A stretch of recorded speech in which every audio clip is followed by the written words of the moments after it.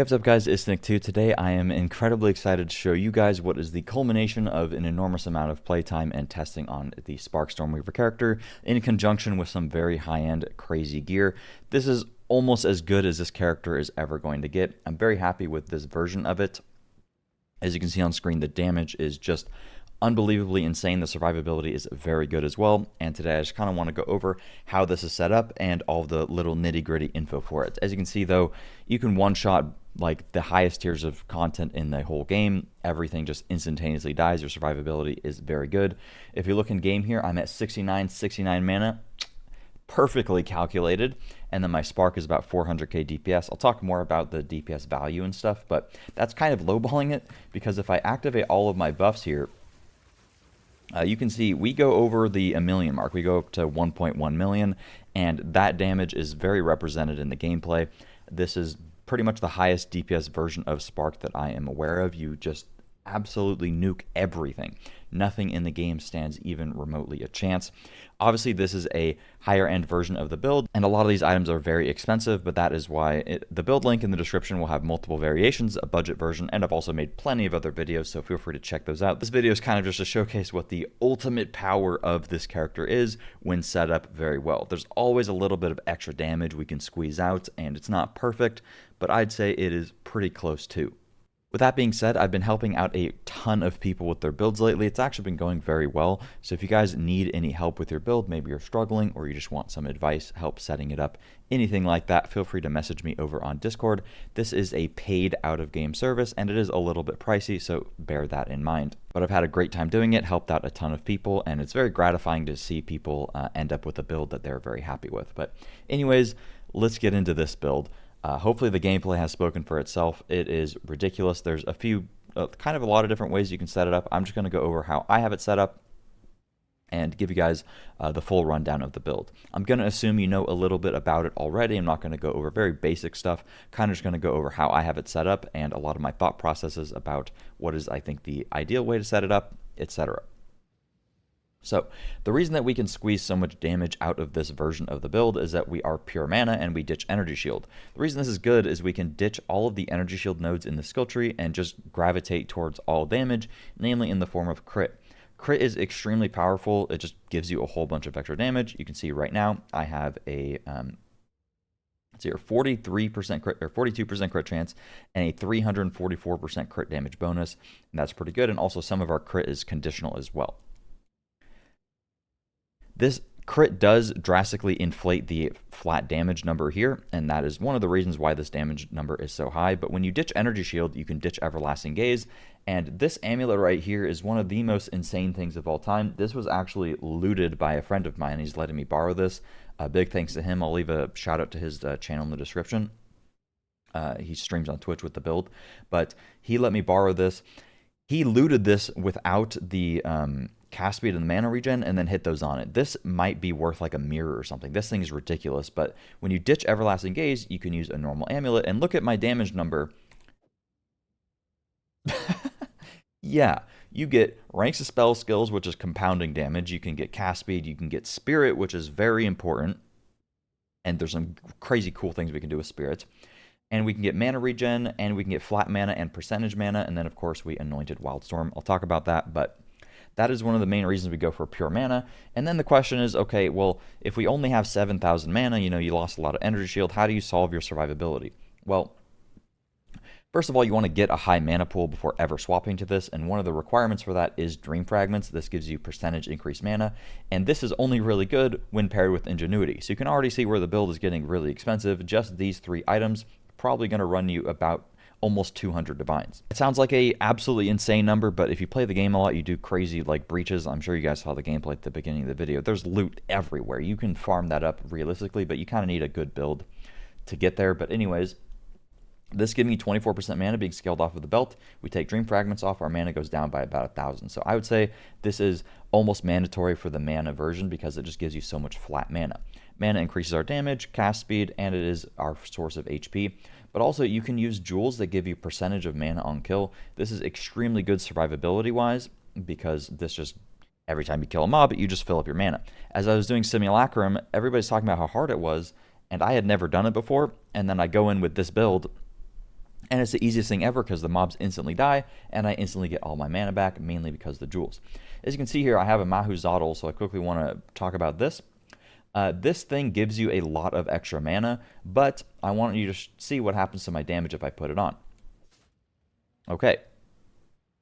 My spark went down by pretty much 30% damage almost there, and I gain, let's see, I gain 1,000 mana. So from a damage perspective, you lose. You gain some survivability, but in my opinion, it is not worth it. These are about equivalent in price, but these are skyrocketing right now. I don't know what the hell is going on. But for this to be good, it needs to be 3 sockets, it needs to have mana in it, and it needs to have a high percentage increased effect. And it is not giving as much mana as I would hope. So in my opinion, getting a focus is simply better. But that is one way you can get yourself a lot of flat mana. Another way you can get a lot of mana is using Morior Invictus with a 5 socket, giving you % increased attributes and % increased mana. However, this is way harder to gear around. It's possible this is slightly better than what I'm doing right now, but you need to get int on pretty much every single piece of gear. And that means that in order to reach 60 spirit, you would need to have an amulet with flat 60 on it. And the reason that getting 60 spirit is so good, and another great thing about this version of the build, you could get a chest with just 60, but it is really hard to get a good chest with just 60 with the normal version because you don't get access to a normal amulet. But the reason that having 60 spirit is good is for multiple reasons. So one, when I map, I like to run around with Blink. So right now I have Skeletal Cleric on, but usually I would just take this off and then I run around with Blink while mapping, and this is just really nice for movement and it just feels really good. On bosses, you can activate Cast on Shock for Lightning Conduit, and this will literally just straight up one-shot bosses. Or you can decide to use Skeletal Cleric, and then this gives you a massive damage increase. You can see I'm at 397k right now, but if I just activate my minions, I go up to 632k, and you can have this damage buff up with 100% uptime. That's about 60%. So there's very good use cases for having additional spirit, and that is one of the benefits of playing the pure mana version of the build. Another thing that is absolutely insane about the pure mana version is that you have this mana flask. This is good regardless, but all of your HP is mana, right? Well, with this flask, it basically, you can see I'll drain my mana here, and I have crazy mana regen right now, so it even takes a second to do that. But if I just press my flask, boom. And you also get refilled charges upon killing mobs. So anytime you get even remotely low, you can just spam the flask, and you have so many charges of it. The downside of it is completely negated because we're playing Chaos Inoculation, so that is insane. I'll go over my Spark and how I have it set up and what I like to do for maps. Acceleration, I think, is a must. Inspiration is probably a must unless you have the most ungodly mana regen of all time for some reason. Currently, I'm at almost 1,300 mana regen, and I still need Inspiration just because of how much cast speed I have, and mainly levels to spell skills. I have 3 on the Amulet. If I take off the Amulet, my mana would probably be... It's still kind of scuffed because I lose all this mana regen, but... If you had less ranks of spell skills, like for example if I use Mahuzadals, my mana like literally doesn't move at all, but you would still probably want Inspiration even then. Consider casting, straight up more damage, Arcane Tempo, more damage for more cast speed. The last thing you can swap out, there's so many different options. Pierce is decent for clear. Lightning Exposure I like because you instantly apply the exposure and you just always get a lot of extra damage from that, mainly because of our Ascendancy and also this node up here. So we just get extra exposure. And you could even make the argument that it was worth the extra points to go up into this exposure. Right here. Truthfully, it might be mathematically slightly better than crit, but crit does make this number go up, and people do like that for the YouTube. But mathematically, the crit is still very good, as you guys saw it represented in the gameplay. Anyways, other things that are good, I have it listed in the build link, but what's it called? Overcharge is good for when you're doing bosses, to give yourself just straight up more boss damage, or alternatively, Persistence is pretty decent if you are neglecting some skill effect duration, which I have opted out of almost entirely because I one-shot stuff. So this is mainly only helpful for maybe bosses or doing like Simulacrum or something. Otherwise, you could get mobility. I don't really think it's that good. Unleash is an option for you. There's one decent one that I'm missing, but I have it all in the written guide, so feel free to just refer to that. But this is what I like as a very well-rounded setup. Then we have Archmage, of course. Oh, by the way, my Spark could be a higher level as well. That would be quite a bit more extra damage because you could get a level 20 gem and then corrupt it, but that is annoying to do. Haven't done that yet. Archmage, quality it, level it up. It is level 20. If you corrupt it and get it to level 20, it will not give you the extra 9% damage, but this gives 9% damage, and that's one of the reasons why mana is so good. But right now there's a misconception a bit that more mana is always more damage, but obviously I gain mana with Mahuzadals, but my damage goes down, and that's because you lose so much from the focus. So flat mana is not always your best way to scale damage. Cast on Shock, use this on bosses with Lightning Conduit. You could run around with it on mapping. It's a little bit redundant, but it does one-shot mobs off the screen a lot of the time. I just prefer Blink for clear speed. But I put an Elemental Focus, Impetus, Conduction. Conduction should not be in there. That is a misplay. Usually, I think what I do is I swap. If I want to one-shot bosses with Cast on Shock, I will put on Considered Casting in here. And then I'll put Overcharge in my Spark, and then I'll put Conduction in my Spark. And I'll swap Lightning Exposure to Orb of Storms. Hopefully that makes sense. And then I have Energy Retention as well, just for more energy. But what you can do in maps is just, you can literally click off whatever other thing you have, like Blink or Skeletal Cleric, and right before a boss, put it on, and it'll instantly one-tap the boss. Conductivity, Hex Bloom, and Heightened Curse. There's one other one I typically use, but it's not too big of a deal. And I have this Bound to Weapon set too. Blink is what I mainly use with Ingenuity, and I have a little bit of extra Spirit for Clarity. Orb of Storms, I pretty much never press this button. It's only for bossing, and when I do it on bossing, I add Lightning Exposure to it, and then I swap Overcharge to my Spark, just get a little bit more shock magnitude, and then I do Lightning Exposure, strip away Font of Mana. I literally never use this anymore. Skeletal Cleric, again, this is just for raw damage if you wanted to do crazy damage and not rely on Shock Conduit, or Lightning Conduit, because that's probably going to get nerfed. We do Last Gasp here, and we do 2 minions, and then we pair this with Soul Offering for Danse Macabre, Ablation, and Persistence, so that we get the extra damage buff from it. And then all you do is just bind Soul Offering, and then you just kill your minions, die, and then you get a big damage increase there. And the Mana Tempest, I literally never press this button anymore.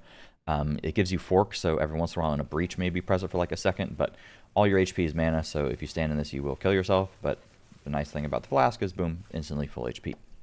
That's it for the skill gems and all of my thoughts regarding that. Let's talk about gear, individual pieces, and then I'll go over the skill tree. For your wand, getting a really good one is very, very hard. If it has cast speed on it, it will simply just be more expensive. So I would recommend opting out of cast speed in the wand in favor of just way more spell damage. You can see this one has quite a high value, about 92% there, or 94%. That's pretty good. You want it to be spell damage or lightning damage. Gain as extra lightning is not ideal because it is heavily diminishing returns with Archmage. So spell damage and lightning damage is additive. It is DR'd with other additive, but it is better than gain as extra, because gain as extra is a lower value anyways.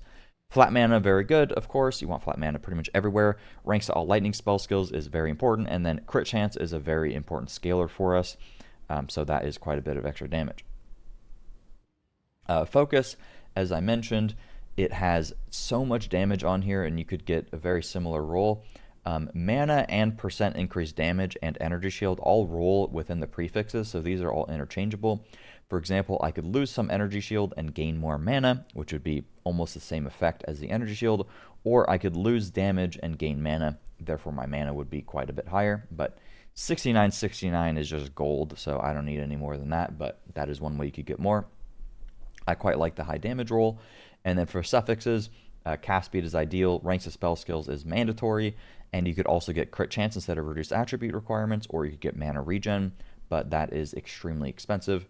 Prioritize the ranks of spell skills and just getting a decently high energy shield roll. Then where I have options to, I slotted in Soul Cores of Xolotl for just percent increased mana. For helmet, you want to aim for high energy shield. This one isn't super crazy, but high energy shield, mana, resistances, and you can also get crit chance of a pretty decent value on helmets. That's good for damage. Gloves, you want to go for mana, and high energy shield, resistances. You could also get crit damage bonus on gloves. Those are hard to find, but they do exist. Chest piece, you just want a combination of up to 60 spirits from the amulet and the chest piece combined, so that you can activate some of this stuff. If you have more than 60, I have 40 unreserved currently. I could maybe, I don't even know what I would add that would be useful. If you have any recommendations, leave it down in the comments. I might mess around with some Herald of Thunder Ice stuff with the build, but not doing that right now. But you can add Clarity with extra spirit, and I don't know, there might be some use case that I don't know about. Otherwise, on the chest, you want as high of energy shield as possible. A Keth Raiment is ideal because it has implicit mana regen, which is cool. and then that would allow you to free up some mana within the skill tree. And then this also has int and some resistances. For boots, movement speed, prioritize that, mana, int, and resistances. You can also get int on gloves, I did not mention, but you know, 1 int is 2 mana, so just value it the same as mana. It's not crazy insane for you, but if you had the chest piece more your Invictus, then you'd want int literally everywhere, and it's super hard to gear that way. Belt, Ingenuity belt is the best. High percent, don't wear one that's under a 60% in my opinion. And then you pair that with Dream Fragments, XD, this is very expensive, but Immune to Freeze is very good, so you can use a Stun Charm. And then Cold Res helps cap you on there, and then percent mana is just really good damage-wise. You could make the argument that a normal ring similar to this one would almost be better. I actually have one, so we could see what it looks like. This is an old, pretty decent breach ring with very high mana and cast speed. We could see what it does to my DPS. So it's about even DPS-wise, but I lost about 800 mana. So I guess you don't need Dream Fragments, but it also gives you immunity to freeze. So it is the ultimate best option, but it is like 100 divine. So you could actually set this up without Dream Fragments, but you need a good breach ring with high flat mana. And what I would suggest here is just high flat mana, meet your resistance requirements. It's easy to do with all elemental resist plus resist everywhere else. And then cast speed and just really high flat mana, and mana regen is quite good as well.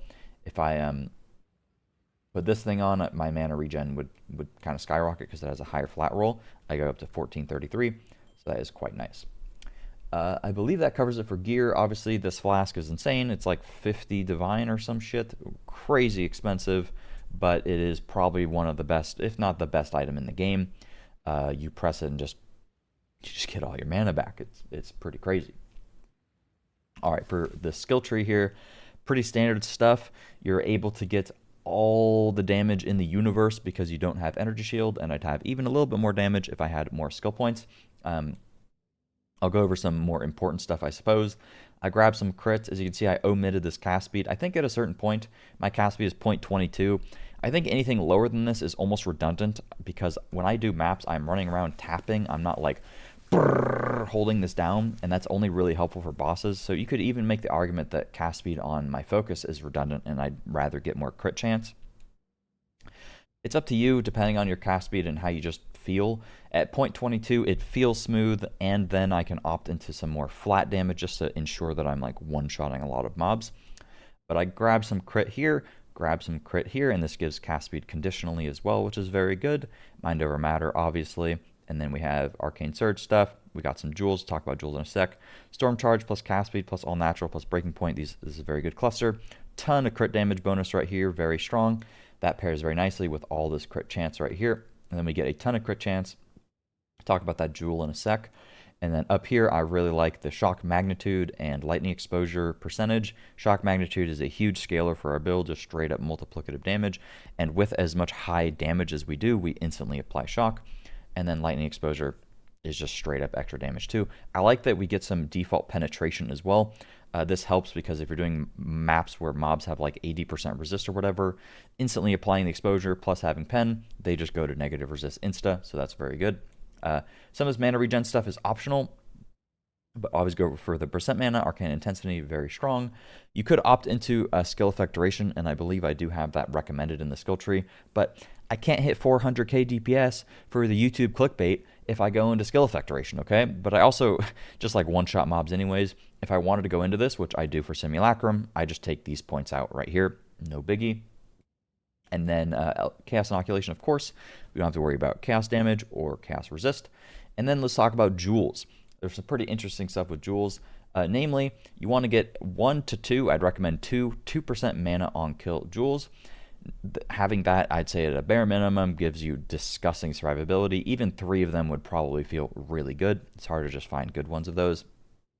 Next thing you want is increased magnitude of shock or increased magnitude of ailments you inflict. This one is very good because it has magnitude of shock, magnitude of ailments, and crit chance, and spell damage. Spell damage is not as good as crit chance or crit damage or magnitude. I would rank it as magnitude, either version of it. Shock can roll up to 20. The other one, this one is duration, sorry, but you can get increased magnitude of ailments you inflict. I don't remember if I have one, but it's just like standard ailments, and it goes up to 15%. appears I don't have one on me, but either way, you want shock duration, and then, or sorry, oh my god, I can't talk right now. Increase magnitude of shock, increase magnitude of ailments, and then crit chance, and then crit damage. Crit chance and crit damage kind of depends. You have to check how much, it's all based on how much crit chance and how much crit damage you have, so you have to check which one is better for you. Otherwise, cast speed is good, projectile speed is good, skill effect duration is okay, and that's about it for what you want to look for on your jewels. One thing I'd recommend grabbing yourself is a Against the Darkness Time Loss Diamond, and I'd recommend getting one with the 1% increased mana, obviously very good, and pair that with, you can get resistances. Maximum resist is good for survivability, or if you want to help yourself res cap, you can get one that is small passives, also give 4% res. I had one with cold res at 4%, and that just instantly gives you a disgusting amount of resistance. Makes reaching your res caps very easy. I have it socketed down here. This gives me a massive amount of mana. If I take this out, my mana goes, let's see, from 69.69 to 66.83, so about 300 mana, and you can see that's a sizable amount of damage as well. From a damage perspective, it's probably a little bit worse than a perfect 4 jewel with all the stuff that you want on it, like crit, spell damage, magnitude, all that crap, but I like the flat mana, and the gain is extra damage as cold. I'm pretty sure is useless, but I'm using that for a different build. And then I just slam all these crit nodes, which are quite powerful for it. There might be a slightly more optimal place, but I'm not sure. There is the Metamorphosis Diamond. If you have one and you don't want to spend the money on Wild Storm, you could opt out of these nodes here and instead path down here, grab yourself a jewel, slam it there, and then put in Wild Storm, and then you get that, and then you could anoint something cheaper, such as Frazzled, which is quite nice. It's, where is it? Down here. Increased magnitude of shock for more damage, and just increased mana regen. I would say that is quite good. Ascendancy points, cut and dry. You don't got to think about it. Double shock is OP. Scouring Winds is real good. Elemental Storm is just straight up bad. Maybe it's good if your build does like no damage or something, but getting just straight up more exposure infliction, especially with using lightning exposure on Spark, is just guaranteed damage all of the time. This thing, I wish they would rework it, and I wish they would also make it crit, but maybe that would be a little too insane. Maybe it should crit, just can't proc off of itself. That's what I'd recommend for GGG there, but either way. For the weapon set 2, I just have all of this curse effect stuff. I pretty much never press Conductivity. Even on bosses, it's almost a waste of time, but it is there. And then I just have these nodes so that when I swap to my weapon, I don't lose too much. Actually, well, I'm not energy shielded anymore, so I don't even know why I have this. You could put it somewhere else. There might be somewhere else that's worth it. I have no idea. One thing, I have a Chiming Staff in my offhand. So this is just for the Sigil of Power. I could quality this, could get a higher rank, but not a big deal. You just want one with cast speed and mana on it so that when you swap to it, you don't lose a ton of HP. I believe that about covers it. I don't think there's too much more I want to yap about. I think that's about it. When it comes to the skill tree, there might be some more optimizations you could do. I've seen people go very far down and go into all of these nodes. I've also seen, like, you could spec into chain, which helps for clear, but becomes a little redundant when the build is very good. You could go into all these nodes for a ton of attack speed if you want. Chance of shock is good if you're playing lightning conduit all the time, but this is just all around very, very high damage. All right, now I'm just going to do a map. I do want to swap in my 2% mana on Kill Jewel, just so I have one already in, but I'm going to do a pretty hard map, so I want to have 2 in. So we'll get rid of, that's 18% magnitude. Probably this one. I'm not sure. I need to look at all of them, and I'd have to do some math, but whatever. I could buy a better 2% Jewel with just crit magnitude on it. This one is like literal trash, but whatever. And there was a map that I want to do. I'm also going to play with Blink rather than Cleric, so I just go boom, boom. And then I go, where is my Blink? I'm blind, boom, boom. Now we got Blink, so we can do our maps a little bit quicker. All right, I wanted to do this map, so it is pretty juiced. I don't have a lot of towers near it, but it has some pretty good stuff, and I have a 16 that I wanted to run. I believe it was this one, so we got some Rarity, and only 24 Rarity. I got some Rarity, maybe we'll get some good loot in here. I'm going to show you guys what it looks like in a pretty juiced up I guess you call this T17, monster level 82. I'm getting some lag already. That is a very good sign. But when it comes to playing the build, if you guys are even trying to replicate, oh my god, I'm mixing my words, replicate or emulate this build, you've probably played with this plenty and you know how it feels. I pretty much just right click and tap around, and then anytime that there's a mob or I'm doing breaches or something, then I'll use my Mana Tempest, try not to stand it too much. You might ask, why don't I have Flame Wall anymore? It's just not worth pressing the button, pretty much. I just don't care to press the button anymore. That's pretty much it. Now we'll do the breach. Sometimes for breaches, it's nice to like put down a Sigil of Power. Blink is pretty good for breaches because it just helps you clear it a little bit faster. But you can see the mana on kill doing work here. Everything that spawns pretty much gets instantly one-shotted. That is the goal here. And with Blink, we can clear out stuff a little bit easier. And this is a fully juiced breach, so hopefully we can get some goodies here. Open some clasped hands. Hopefully my game doesn't explode. I was doing one of these for gameplay earlier with 10 breaches, and my game literally lagged out because I had so much loot. But yeah, I mean, once you have a build like this that can, you know, kill stuff really easily, it's not as good as the Herald of stuff with Herald of Ice and all that stuff with like one-shotting entire screens. But you know, I might try to set that up on this. I'm not sure if that would work, but that is an interesting thing to think about. Otherwise, you know, I am able to clear pretty comfortably. I try not to blink too much into the mobs. They can do decent damage at this tier if they have like, you know, really high crit or whatever, but I do have a pretty good defensive layer of just a lot of mana. And the good thing is if I see my HP go down, I can just press a Mana Flask, which literally full heals me, which is pretty busted. That wasn't my best breach clear, but I'd say that was, you know, that was pretty decent. Not too shabby, not too shabby. I didn't really get all that much from that. My filter's a little strict, and I don't even like picking up a lot of stuff at this point. I kind of just go for the straight up currency and things that I can craft on. But crafting a lot of the time almost feels like a waste of time because I'm not the best at it. Strong boxes I will never do under any circumstance. Let's just run right past that crap. We'll probably get a boss here so we can see how that goes. Otherwise, I mean, it's pretty comfy. This map is real easy here. All right, we got this guy. So normally, you know, you might want to like swap the cast on shock or whatever. I'm just gonna hold down right click, and then he's dead. And you can see if I lost any HP, you just press your Mana Flask. Usually, bosses like have a second to spawn in, and then you can just, you know, spam all your sparks on the ground prior to them spawning. But with that guy, you know, he's already spawned, so you don't get the juicy insta kill, but it was pretty close to insta kill.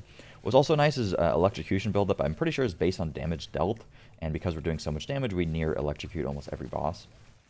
That is pretty sick.